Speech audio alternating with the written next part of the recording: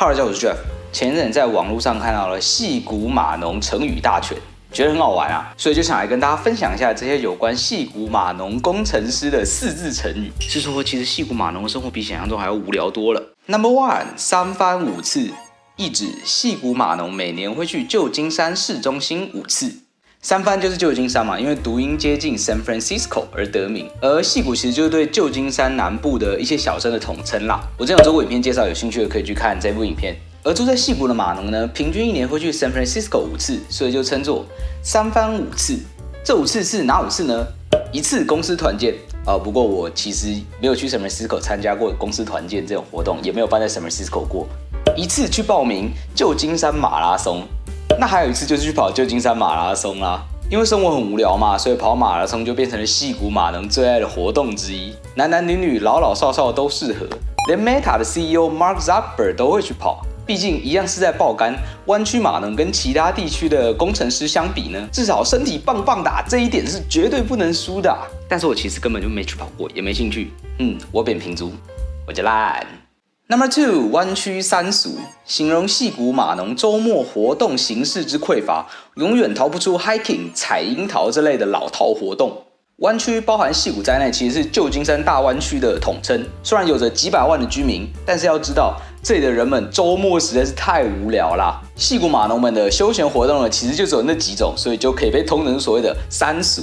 而这三俗具体是指哪三俗呢？虽然还处于剧烈的讨论之中，但 hiking 和采摘这2项俗到窒息的项目，要说入围湾区三俗是完全没有问题的。hiking 呢，说起来还真的是一项老少咸宜、亲近大自然的活动。如果你想要简单点，就去家里附近的公园嘛，步道走走；如果想要困难一点，也可以去 Mission Peak 攻个顶，全程曝晒之后呢，再跟一根杆子合照。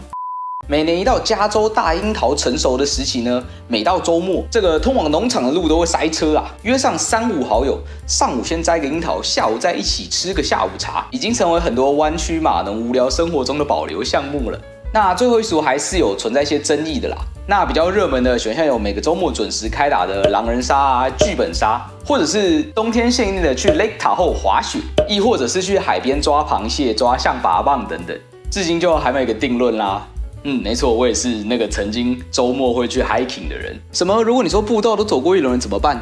那你不会再走一轮吗？春夏秋冬都走过一轮，才能算是矽谷码农吧？再进阶你就会自己去搭帐篷露营啦。这也是个大坑。身边很多人就是一次装备全部买齐了，真的厉害。至于采樱桃、采草莓、采桃子等等活动，我一听说那是个曝晒活动之后，我瞬间就兴趣大减。宅男如我还是去超市买来吃就好了，或者是定位让他直接送到家来。我就烂。至于滑雪呢，滑雪我是觉得蛮好玩的啦。那等你滑出兴趣之后，接下来就是始祖鸟装备全套，雪板、雪具，各种装备一次吹落啦。Number three， 格格不入。穿格子衬衫的码农是不能进入矽谷工作的。虽然说都是码农，但是比起亚洲码农，矽谷码农还是需要保持一点潮度的。毕竟英文可是老子的工作语言可不能再穿格子衬衫啦，太 low 了。不过说实话，格子衬衫其实真的在矽谷不流行可能是因为穿的时候要系扣子吧，太麻烦了。其实是因为很懒那不穿格子衬衫的话，要穿什么呢？当然就是免费 T 恤啦，公司发放的免费公司 T 恤、开源社区活动 T 恤、各类会议发的 T 恤等等。不要觉得免费就不潮重点是在于你能不能领到这个免费 T 恤要是给码农2个选择，一件潮流单品 Supreme 潮 T 和一件 GitHub 10年顶级开源贡献者 T 恤，那矽谷码农绝对是选后者的。毕竟码农会觉得哇，又多了一个跟妹子聊天的话题了。并没有。当然啦，妹子可能永远都不会注意到你穿的这个 T 恤有多难拿到就是了。虽然我也有格子衬衫，但是我其实很少在穿格子衬衫的。我也是公司 T 恤的信仰者，而且我还包色。Number four， 以一挡十，形容矽谷妹子数量匮乏，一个女生经常被10个男生追。矽谷的男女比例真的是严重失衡毕竟码农大多是男生嘛，而且其实很多女生都是男生搬来矽谷的时候自带的，所以竞争就起来了。通常一个女生可能同时有10个男生在追她。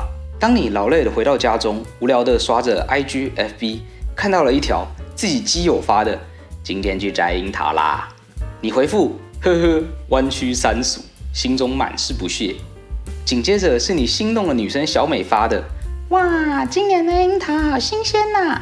你连忙点赞加回复，哇，看起来好新鲜呐，感觉真不错，下次一起去啊。虽然你心里清楚，他即使真的有下次，也真的并不会带你去，因为你知道他今天是跟另一个人去的，而且那个人还第一个点了赞。Number 5， 抽到了吗？来自灵魂的发问，每年4月份华人码农见面的招呼语，指 H1B 签证抽签抽到了吗？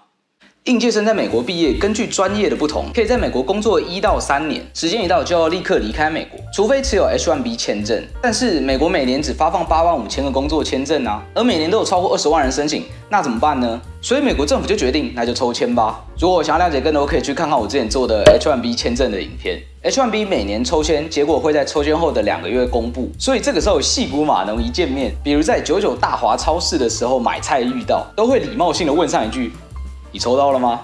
这既是对朋友的鼓励，也是给自己的一个定心丸啊。心里想着，唉，果然今年不是只有我没抽到。Number 6， 人生赢家，只在矽谷地区买了房且有对象的人。矽谷买房，好的地段、好的房子，动辄都要数百万美元。每个华人码农或多或少都会被房子的事情牵绊，因为以一挡十真的很激烈啊。在矽谷如果能有对象就已经很难了，如果你能再有一套房，那就真的是人生赢家了。你彻底放弃了追小美，就是因为小明发了一条动态，他在 Cupertino 买了学区房，而这个区就在苹果总部门口，交通也方便。妈的，居然要220万美金！你偷偷在房屋讯息平台 Redfin 上查了一下价格，等老子攀到Palo Alto去，你自己暗暗下定决心，一定要在Palo Alto矽谷高管云集的最好学区买下一套房。不要瞎掰好吗？ Number 7， 思考人生，在矽谷高速公路上塞车时进行的思考活动。矽谷人多，公共交通又不发达，开车几乎是出门的唯一方式，而上下班塞车的概率呢，大概超过99%。每当双向车道的高速公路都已经塞得水泄不通的时候呢，虽然你车里放着各种 podcast、音乐、广播等等的节目，但是你却怎么听都听不进去，因为你的思绪早已经开始了哲学发问：我是谁？我在哪？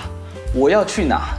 如果你问矽谷码农未来的计划，未来是否会回国，可能没有人会有一个清晰的答案。毕竟如果回去，一切都需要重新开始和适应。异乡异客的孤独，国内脱节的恐惧，让矽谷码农经常深陷焦虑和迷惘啊。唉，你突然回过神，后面的车在按喇叭催促你走了。那就先继续努力吧，未来总会给你答案的。矽谷真好。好，那以上就是今天影片啦。如果喜欢今天的影片的话，不要忘记帮我按赞、订阅、分享。我是 Jeff， 那我们就下次再见啦 ，See you。